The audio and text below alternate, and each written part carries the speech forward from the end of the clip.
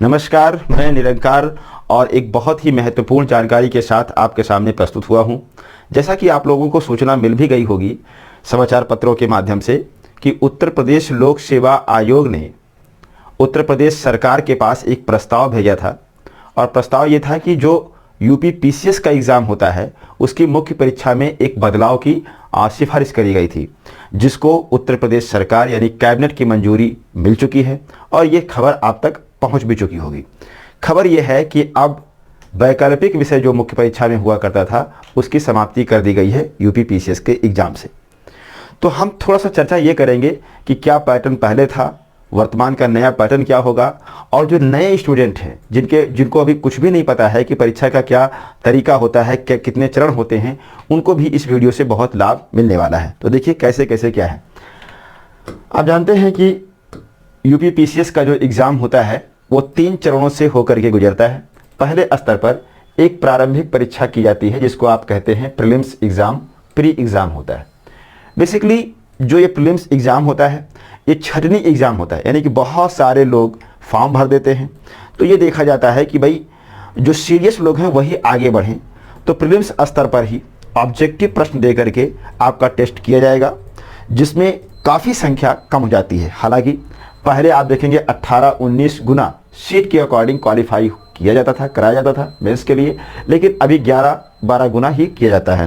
तो prelims exam बस इस प्रकार का होता है। पहला चरण जब आप पास कर लेंगे तब आप मुख्य परीक्षा में जाएंगे, मेंस एग्ज़ाम देंगे और यहीं से आपके मार्क्स आपके फाइनल मेरिट में जुड़ना शुरू हो जाएंगे। प्रीलिम्स एग्ज़ाम का जो मार्क्स होता है यह मार्क्स आपके चयन में जोड़ा नहीं जाता है। इसका मतलब यह है कि ये केवल आपको इसलिए लिया जाता है कि आप सीरियस हों तभी आगे बढ़िए, नॉन सीरियस लोगों को यहीं पर छांट दिया जाए।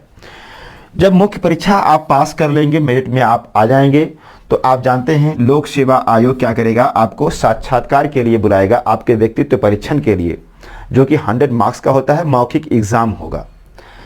जो मेंस का एग्जाम होता है और साक्षात्कार होता है, यही दोनों मार्क्स ऐड करके फाइनल मेरिट बनती है और आपको पद आवंटित करे जाते हैं। जो बदलाव हुआ है वर्तमान में, वो बदलाव हुआ है इस मुख्य परीक्षा में। तो हम समझने का प्रयास करते हैं कि क्या क्या कैसे था। देखिए ध्यान से, अगर हम प्रारंभिक परीक्षा की बात करें प्रीलिम्स एग्जाम की, तो यहां पर 2 पेपर होते हैं। सामान्य अध्ययन 1 जो कि 150 प्रश्न इसमें होंगे और ये 200 मार्क्स का होगा, 200 अंक होते हैं इसमें, ठीक है। जिसमें सामान्यतः आप जानते हो कि क्या क्या पूछा जाता है। तो इतिहास के प्रश्न रहते हैं, भूगोल रहता है, इन्वायरमेंट रहेगा, राज्य व्यवस्था से संबंधित प्रश्न रहेंगे, इकोनॉमी से रिलेटेड क्वेश्चन रहेंगे, सामान्य विज्ञान के प्रश्न रहेंगे, उत्तर प्रदेश विशेष के भी पीटीवी क्वेश्चन रहते हैं और सबसे इंपॉर्टेंट इसमें समसामयिकी यानी कि करंट अफेयर्स भी पूछा जाता है। यानी कुल मिलाकर के इन्हीं सेगमेंट से ही प्रश्न प्रीलिम्स में जीएस का पूछा जाएगा, जिसमें 150 प्रश्न रहेंगे 200 अंक के, ठीक है। इसी के साथ एक और पेपर होता है सामान्य अध्ययन 2 या इसी को कहते हैं सीसेट, जिसमें 100 क्वेश्चन होंगे और 2 नंबर का एक प्रश्न होता है, यानी कि यह भी क्या होगा, 200 अंक का ही होगा। इस बात को आपको ध्यान में रखना है। इसमें क्या क्या आएगा, तो सामान्य गणित हाई स्कूल लेवल की, सामान्य अंग्रेजी, हिंदी, सामान्य हिंदी, अंतर्वैयक्तिक क्षमता, संप्रेषण कौशल, निर्णयन, है ना, कंप्रेंशन, ये सारी चीज़ें मिला करके एक सीसेट का पेपर तैयार करा जाता है। ध्यान दीजिएगा, पहले जब ये सीसेट आया उस समय सीसेट और इसका यानी कि जो जीएस का पेपर होता था, दोनों को मिला करके प्रीलिम्स का मेरिट तैयार करी जाती थी। लेकिन बाद में बहुत सारे मूवमेंट हुए, आंदोलन हुए, लोगों ने डिमांड करी, तो जो इस सीसेट का पेपर है ये मात्र क्वालिफाइंग हो गया। यानी ये क्या हो गया, ये कहेंगे ये क्वालिफाइंग हो गया, क्वालिफाइंग हो गया। यानी इसका नंबर आपके प्रीलिम्स के मेरिट में नहीं जुड़ेगा। मेरिट जो बनेगी वो इसी सामान्य अध्ययन से ही बनेगी। ये इसमें क्या है कि आपको 33% नंबर लाने हैं, यानी 200 नंबर है तो उसी हिसाब से आपको 66 नंबर प्राप्त हो जाएंगे, तो आप क्वालिफाई कर जाएंगे। बस इतना ही केवल इसमें है, सारी मेरिट इसी पर बनती है। मान लिया कि आपने प्रीलिम्स क्वालिफाई कर लिया, तो ये प्रीलिम्स का पैटर्न जैसे पहले था वैसे ही था। अब आगे आप बढ़ेंगे मुख्य परीक्षा की ओर। अब देखिए ध्यान से, मुख्य परीक्षा में पहले क्या था, तो ये 1500 नंबर का होगा। कितने का, 1500 नंबर की मुख्य परीक्षा, जिसमें एक पेपर होता है सामान्य हिंदी का। ये सब लिखित परीक्षा है, लिखना पड़ेगा। जनरली इसमें सारांश आएगा, संक्षेपण आएगा, है ना, पत्र लेखन रहेगा, विलोम है, मुहावरे हैं, ये सारी चीज़ें होती हैं ग्रामर से मिला करके पूछी जाती हैं। ये 150 नंबर का हिंदी आपसे पूछा जाएगा। फिर इसके बाद निबंध आएगा, यह भी 150 नंबर का होगा, 150 नंबर का होगा और 3 निबंध आपको लिखने होंगे। 3 सेगमेंट होते हैं इसमें, का, खा और गा। आप ध्यान दीजिएगा, तीनों खंड से आपको एक एक निबंध लिखना है। प्रत्येक निबंध 50 नंबर का होगा, 3 निबंध लिखने हैं, ठीक है। तो ये कुल मिलाकर के हिंदी, अगर हिंदी और निबंध को मिला दिया जाए तो 300 नंबर का हो जाता है। यहाँ पर ध्यान देने वाली बात यह है कि जो निबंध का पेपर होता है, आप इसको इंग्लिश में चाहे इंग्लिश में लिखिए, आप उर्दू में भी इसको लिख सकते हैं और आप हिंदी में तो आप लिख ही सकते हैं, ठीक है। यहाँ पर आज छूट प्रदान करी गई है, लेकिन जो सामान्य हिंदी है ये तो हिंदी में ही रहेगा, ये आपको ध्यान में रखना है। इसके बाद आप देखेंगे जो सामान्य अध्ययन 2018 में क्या हुआ, जो बदलाव हुआ था, यानी जीएस को लिखित किया गया था, उससे पहले 2018 से पहले मेंस में भी सामान्य अध्ययन के 2 पेपर हुआ करते थे जो ऑब्जेक्टिव होते थे, बहुविकल्पीय हुआ करते थे। 18 में इसको लॉन्च किया गया और जीएस के 4 पेपर करे गए। कितने नंबर के? 800 नंबर के, यानी कि 200 नंबर का जीएस का पेपर लॉन्च किया गया, ठीक है। ये चल रहा था। इसके साथ क्या था पुराना, ये ओल्ड बता रहा हूं आपको, ये ओल्ड है, ओल्ड पैटर्न था। एक वैकल्पिक विषय हुआ करता था, यानी कि जो लोक सेवा आयोग की वेबसाइट या सिलेबस में दिए गए जितने विषय होते थे उनमें से कोई भी विषय आप एक लेते थे ऑप्शनल में। ये कितने नंबर का? 400 नंबर का होता था, जिसमें 2 पेपर, एक पेपर 200 का और एक पेपर 200 का, ठीक है। ये 400 नंबर का होता था। अब यहां पर प्रॉब्लम क्या होती थी, जैसे मान लो कि कोई लड़का मान लो टेक्निकल बैकग्राउंड से है और उसने क्या ले लिया, फिजिक्स ले लिया, मान लो किसी ने मैथ ले लिया, अब किसी ने मान लो हिस्ट्री ले लिया, किसी ने मान लो फिलॉसफी ले ली, इस तरह से सब, कोई हिंदी ले लिया, कोई ज्योग्राफी ले लिया, ये सब अपना लोग रखते थे अपने अपने इंटरेस्ट के हिसाब से। अब यहां प्रॉब्लम क्या शुरू हुई, होता यह था कि जो टेक्निकल बैकग्राउंड के लोग होते थे, ये जाहिर सी बात है कि मार्किंग इनकी हाईएस्ट होगी। पता चला कि 400 नंबर में 370 नंबर, 360 नंबर लेकर के आ गया। अच्छा, आप हिंदी है, हिस्ट्री है, ज्योग्राफी है, जो भी मानविकी सब्जेक्ट हैं, इन मानविकी सब्जेक्ट में 300 नंबर लाना ही अपने आप में बहुत बड़ा चैलेंज होता था। सब 200-250 में सिमट जाते थे। तो इसके लिए होती थी एक प्रक्रिया स्केलिंग की, कि भाई जो टेक्निकल स्टूडेंट हैं ये बहुत अधिक नंबर पा रहा है, क्योंकि उसके मार्क्स तो कटने नहीं है। मैथ रख लिया, मैथ में सवाल सही तो सही, पूरा नंबर मिलेगा। लेकिन इतिहास वाला जो है या मानविकी सब्जेक्ट का जो विद्यार्थी है, उसको पूरे पूरे मार्क्स नहीं मिल सकते, कितना भी मेहनत कर ले वो। तो इसको बराबर करने के लिए एक स्केलिंग पद्धति हुआ करती थी कि भाई इनके नंबर कुछ काट लिए जाएं और इनके नंबर कुछ बढ़ा दिए जाएं। ये प्रक्रिया होती थी। हालांकि स्केलिंग शुरू से ही एक विवाद का विषय बना रहता था। कभी कभी स्केलिंग लगाई नहीं जाती थी, जैसे 2018 में, जो कि अभी भी कोर्ट में ये केस चल रहा है 18 पीसीएस का, उसमें स्केलिंग को कहा जाता है कि नहीं लगाया गया।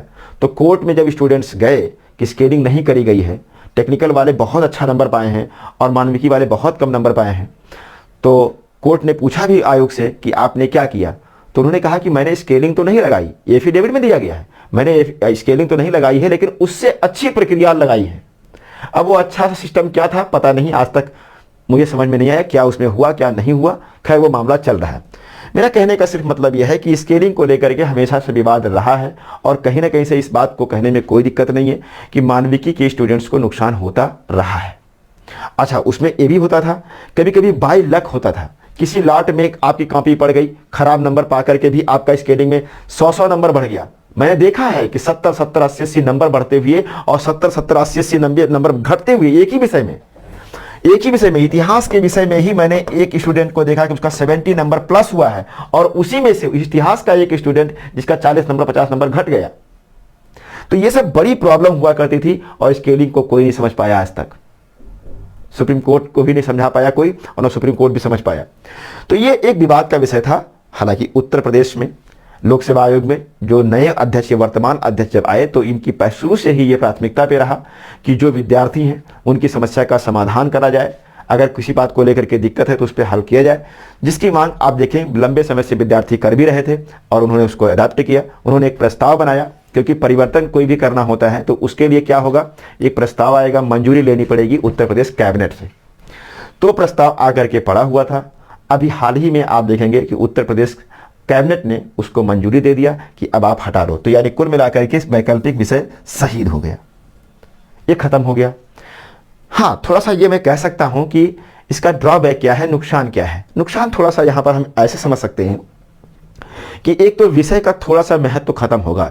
यूनिवर्सिटीज़ में जो सब्जेक्ट का महत्व हुआ करता था, क्योंकि यूपीएससी और जो उसको पीसीएस देना होता था तो एक ढंग से विषय पढ़ता था, महत्व होता था उसका, अब थोड़ा सा महत्व घटेगा।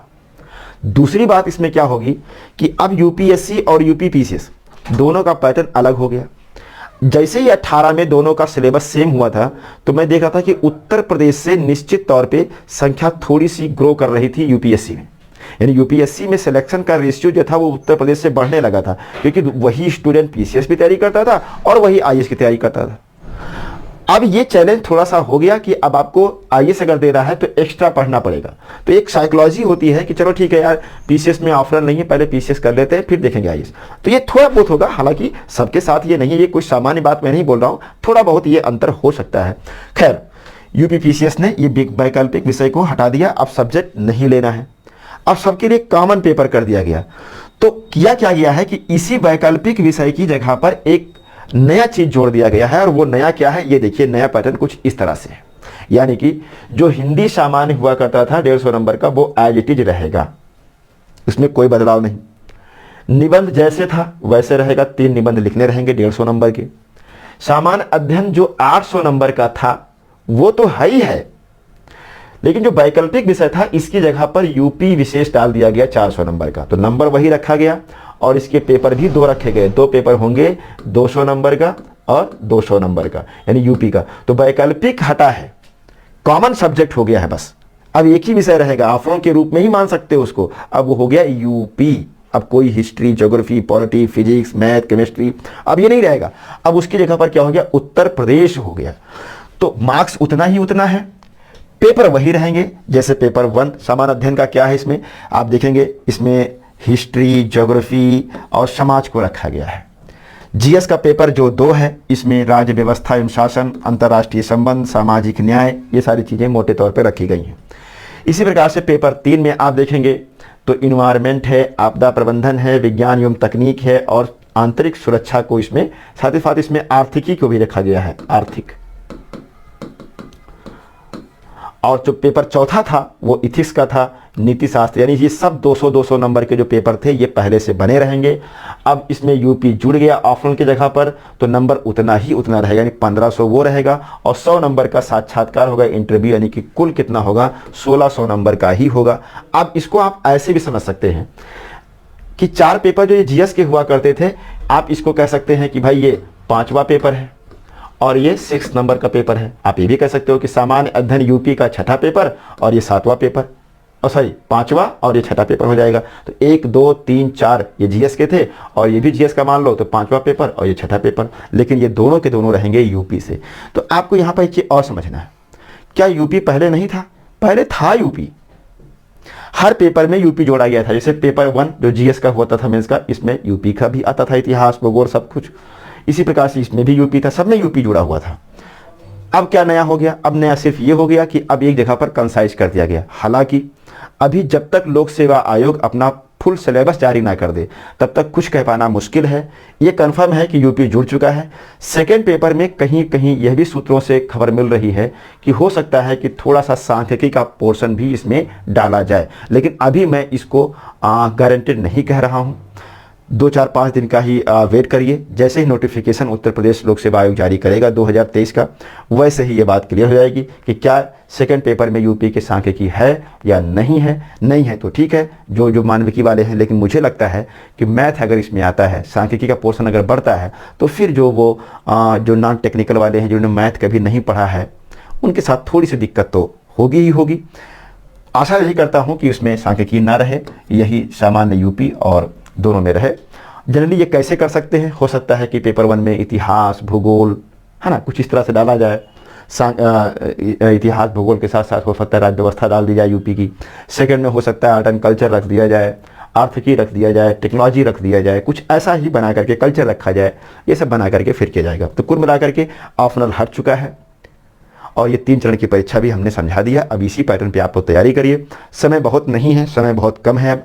अब आप लोग प्रीलिम्स पे जुट जाइए, क्योंकि पीटी होगा तभी आगे आप मेंस लिख पाओगे। पीटी नहीं होगा तो पूरा साल आपको फिर से वेट करना पड़ेगा। इसलिए पूरा तन मन से आप लग जाइए प्रीलिम्स एग्जाम में। और उसके लिए हमारी एक सीरीज भी चल रही है, आप अगर जा करके देखोगे चैनल पर, हमारे यूट्यूब चैनल पर, तो आपको दिख जाएगा प्रीलिम्स बूस्टर प्रोग्राम करके है। और प्लेलिस्ट में खोलोगे तो ज्योग्राफी और पॉलिटी का हम एक क्वेश्चन ले करके उस पर पूरी टॉपिक को डिस्कस कर रहे हैं। आप लोग उसको देखो ढंग से, वो बहुत बेनिफिशियल होगा। बहुत ढंग से कर लीजिए, शुरू से लेकर एंड तक करते जाओ। और करंट अफेयर्स भी आपके लिए लेकर के हम आएंगे। मेरे साथ आप तैयारी करते रहिए और आपका जो मैटर है उसको भी पढ़ते रहिए। निश्चित तौर पे आपका प्रीलिम्स होगा। और अब कोई अगर डाउट है तो आप कमेंट बॉक्स में जरूर लिखिएगा। कमेंट बॉक्स में लिखिए तो हम जो डाउट है उस डाउट का जवाब भी आपको दे देंगे। Thank you.